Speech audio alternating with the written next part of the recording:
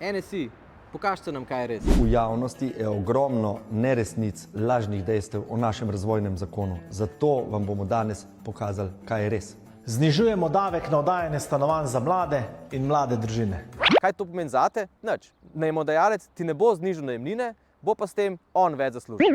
Zakon znižuje DDV na osnovna živila. Kako bi se košarica, ki stane 100 evrov, brez DDV-ja pocenila? Namesto 109,5 z DDV-jem, bi zdaj koštala 108 z DDV-jem, torej 1,37% manj. Zakon javnim zdravstvenim zavodom omogoča sodelovanje z vsemi izvajalci zdravstvenih storitev. To je zdaj brutalno. Direktno so udarili proti javnemu zdravstvu, direktno par zasebnikom, večina zasebnikov dela dobro, pošteno, par zasebnikom spet, ki si morajo kupiti nove jahte.